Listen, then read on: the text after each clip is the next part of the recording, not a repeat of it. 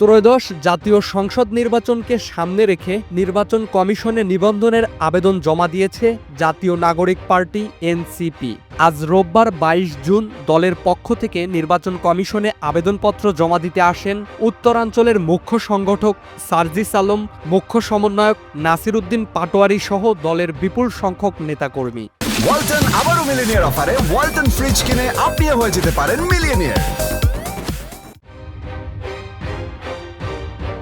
এদিনই ছিল নতুন রাজনৈতিক দল নিবন্ধনের জন্য নির্বাচন কমিশনে আবেদন জমা দেওয়ার শেষ দিন। আবেদন জমা দেওয়ার পর এক সংবাদ সম্মেলনে দলের পক্ষ থেকে জানানো হয়, তারা সংগঠন গঠন, সদস্য সংখ্যা, কেন্দ্রীয় ও জেলা কমিটি গঠন সহ নির্বাচন কমিশনের সব শর্ত পূরণ করে তবেই নিবন্ধনের জন্য আবেদন করেছে। নিবন্ধনের যেসব ক্রাইটেরিয়া ইলেকশন কমিশন থেকে দিয়েছে, দিনরাত পরিশ্রম করে আমরা সবকিছুই জমা দিয়েছি এবং জনগণের সামনে আমরা উত্থাপন করেছি। পাড়ায় মহল্লায় আমরা ঘুরেছি, পথসভা করেছি, জনগণের কাছে গিয়েছি।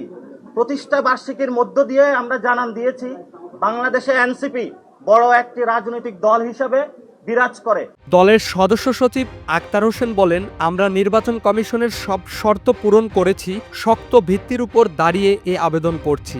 শাপলা প্রতীককে আমরা আমাদের জাতীয় প্রতীক হিসাবে চাই। দলটি কমিশনে মোট ৬টি প্রতীক প্রস্তাব করেছে, যার মধ্যে রয়েছে শাপলা, কলম ও মোবাইল। তবে শাপলা প্রতীকটিকেই তারা সর্বোচ্চ অগ্রাধিকার দিতে চায়।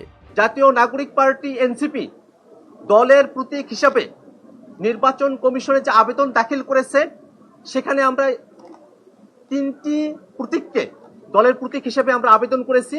কিন্তু আমাদের দলের প্রতীক হিসাবে নির্বাচন কমিশনের থেকে আমাদের প্রত্যাশা হলো নির্বাচন কমিশন দলের প্রতীক হিসাবে আমাদেরকে শাপলা বরাদ্দ প্রদান করবে। এর আগে গত বছরের ৫ই আগস্ট আওয়ামী লীগ সরকারের পতনের পর উচ্চ আদালতের নির্দেশে ৬টি দলকে নিবন্ধন দিয়েছে নির্বাচন কমিশন। এতে সর্বশেষ নিবন্ধিত দলের সংখ্যা এখন দাঁড়িয়েছে ৫০টি। নির্বাচনের মাঠে নামার আগে প্রতীক বরাদ্দ একটি গুরুত্বপূর্ণ ধাপ। এখন এটাই দেখার বিষয় এনসিপি তাদের কাঙ্ক্ষিত শাপলা প্রতীক আদৌ পায় কিনা। Imran Hasan, SA TV digital. প্রশ্ন করা থেকে অনুগ্রহপূর্বক বিরত থাকবেন।